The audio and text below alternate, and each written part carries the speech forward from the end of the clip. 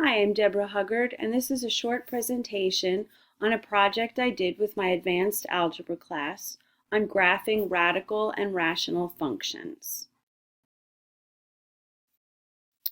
For this project, students worked in groups of two and used graphing utilities such as Desmos or the TI graphing calculator or any other graphing utility that they had, and designed an image and created all the equations to graph that image. There were different requirements that I worked with students collaboratively to set up what the minimum requirements for the project would be.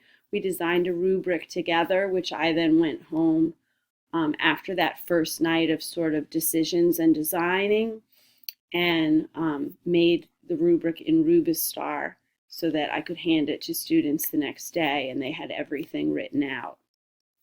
The project itself was an awesome experience for me as well as all the students, and there was tremendous ownership by the students because they felt like they had a huge say in what they were and weren't allowed to do and what they were and weren't required to do. We used 4 full block periods, 90 minutes each, to design, create, collaborate, and complete this project. One of the wonderful things about this experience was that virtually every standard that I tried to touch on throughout the year was touched on in these 4 days. All the standards for mathematical practice by the Georgia Department of Education, virtually every ISTE standard for students and for teachers for that matter was addressed. And as an added bonus, this was a Lodi level of 5 with students collaborating and creating using technology in a really imaginative and meaningful way.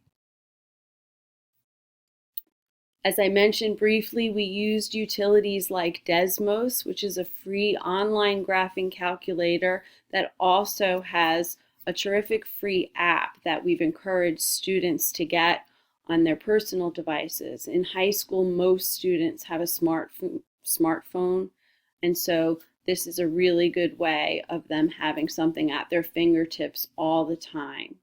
TI-84 is generally something that they'll see in college, and so we also use that particularly within the prerequisite lessons before we began the project.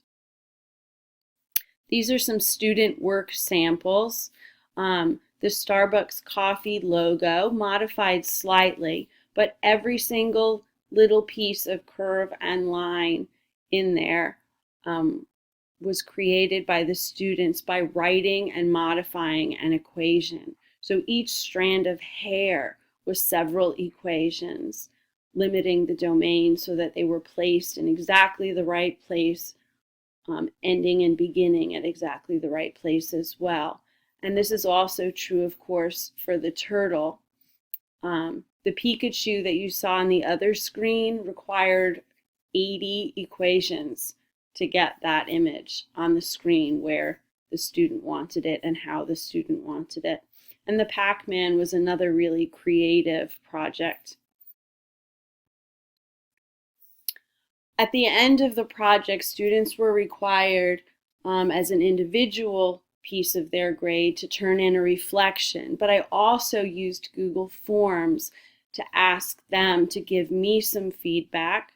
And so I collected some quantitative information, and here I have pasted the qualitative information, their comments to me. And for the most part, their comments were really positive. Of course, there's always that one student who seemed to be helped by the project, but they really seemed to enjoy it. They loved the flexibility, and they really seemed to get a tremendous amount out of it, as did I. So it was overall an excellent experience.